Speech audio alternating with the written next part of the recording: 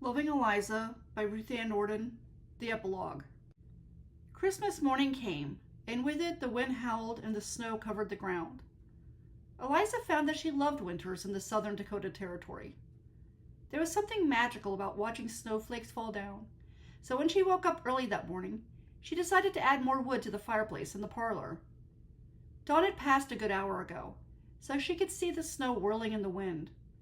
Wrapping the blanket around her shoulders, she stood in front of the window and smiled.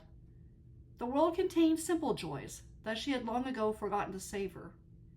Being married to John reminded her that miracles still happened. She heard John come into the room before she saw him. "It's a beautiful morning, don't you think?" He walked over to her and kissed her. Then he pointed to the bedroom. She laughed. "Don't you ever think of anything else?" He crossed his arms and pretended he was shivering. "Oh, you got cold without me next to you." He nodded. "We should get up anyway. It's almost mid-morning. Farmers have been up for hours by now," she reminded him. Grimacing, he shook his head and motioned to the bedroom. Then, before she could say anything else, he picked her up and carried her to the bed. "You are the most persistent man I've ever met. You do know that you're persistent, don't you?" He shrugged as he gently placed her on the bed and tucked her in.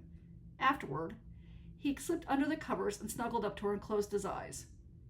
She seriously doubted that he wanted to go back to sleep, and when she felt his hand lightly stroking her body, a wry grin crossed her face. "So you had an ulterior motive for bringing me in here. I should be cooking breakfast. Aren't you hungry? You used up a lot of energy last night."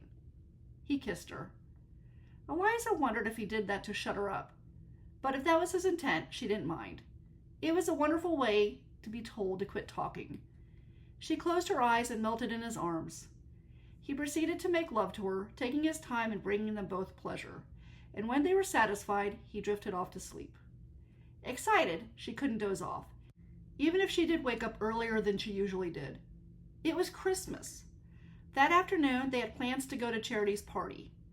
As she imagined how nice it would be to spend time with their friends, she remained in John's arms and watched the snow as they fluttered outside the bedroom window.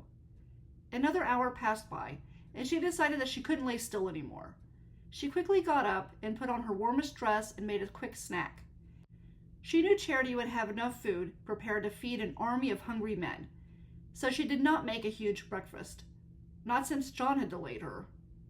She glanced out the kitchen window. The snow had stopped, but the sun had finally come out, so the white ground sparkled. Humming, she went over to the freshly cut tree in the corner of the parlor and gave it some water. John had thought that she was silly to decorate it, but to his credit, he had humored her and helped her string the popcorn and cranberries on the tree. When she returned to the kitchen sink, he emerged from the bedroom. "Good morning again, sleepyhead."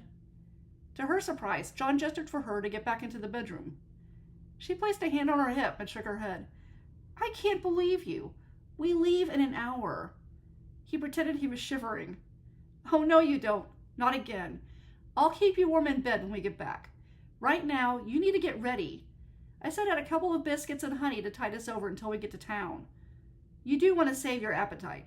That Charity knows how to make the best food you've ever tasted. And who knows? You might eat so much that you'll actually want to come back and go to sleep." He sighed, but obediently went to the bedroom to get dressed for the day. As soon as he returned, she grinned. "I hoped that you would wear the same clothes you wore the day we met. You look so handsome in that outfit." He pointed to her and made a circle around his face. "I'm pretty?" He nodded. He made his way to the kitchen table and got ready to eat. Once they finished their snack, he got the horses and sleigh ready while she put on her coat. She gathered the baby gift that she planned to give Charity. Eliza glanced at the photograph of her son, which remained on the fireplace mantel next to the picture of her and John. "Merry Christmas," she whispered, hoping that her son would have a good one with his parents. Taking a deep breath, she turned and left the house. She smiled as John pulled the sleigh up to the porch. He leapt out and picked her up so he could carry her to the sleigh. She giggled, amused that he still did that. She reckoned it was so that she would not get her boots wet, but it reminded her of the first time that he'd helped her onto his wagon. She sat close to him and set the gift in her lap. "Just look at the way the snow glistens on the trees. Isn't it pretty?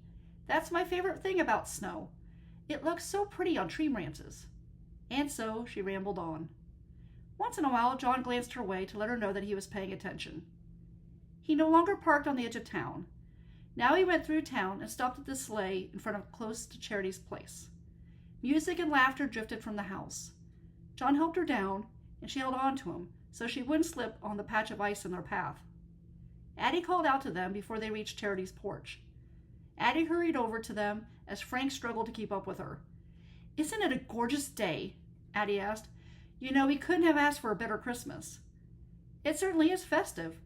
Eliza studied the wreath and garland spread along Charity's porch. "She really goes all out for every social gathering, doesn't she?" Addie giggled. "Maybe a little too much, but I guess we all have our quirks." "It's good to see you two," Frank said. Turning to John, he added, "I hope Eliza can spare you for a good hour. We thought we'd enjoy a couple games of rummy." Glancing at Eliza and Addie, he smiled. "We don't want to get in the way of you two women gabbing on." Addie rolled her eyes. "You men are just as bad, if not worse than us." "No truer words were ever said," Eliza agreed. John shook his head at the women, but gestured that he would join Frank when the men wanted to play cards. Then he made the sign for playing chess. "I think we can spare a board or two of that game as well," Frank replied. Willie walked up to them. "Hey, what you all doing outside? It's colder than the Arctic out here." He rubbed his hands together. We're just saying hi," Addie replied. "You can't do that in the house?" he asked. She nudged him in the arm. "You're not anxious to get out of the cold. You want to see Daphne." Willie blushed. "Maybe." Eliza smiled. "You two are happy together." She didn't think it was possible, but his face got even redder. "Yes, well, I plan on asking her something important today," Willie said. "You're going to propose?" Addie squealed. He held his fingers to his lips. Addie immediately lowered her voice. "I'm sorry. Your secret is safe with us." "Are you going to stand out there all day or come in?" someone called out from the front door. They looked over and saw Daphne waiting for them. "We better hurry so the two lovebirds can be together," Addie told Eliza, her eyes twinkling. Eliza had to admit that she shared her friend's enthusiasm. She knew Daphne would say yes, and she realized that Daphne and Willie were a better match than Daphne and John would have been. And that was just as well, too, considering that she was married to John and all. Frank groaned. "Come on, John. Let's go see what the men are up to before we get snared into talks of weddings, flowers, and dresses." "I like weddings," Addie argued. "They're romantic." "I agree," Eliza said. "What did I say?" Frank responded. I'll never understand the appeal of women talk." "Then be glad you're not a woman," Addie said. "Believe me," he kissed her cheek, "I am very happy to be a man because it means I get to be married to you." John squeezed Eliza's hand and indicated that he agreed with Frank. "I'm happy to be married to you too," Eliza told John. John motioned that he would see her when it was time to eat and walked toward the house with Willie and Frank. The women followed and joined Daphne in the parlor, where Bethany played Christmas carols on the piano.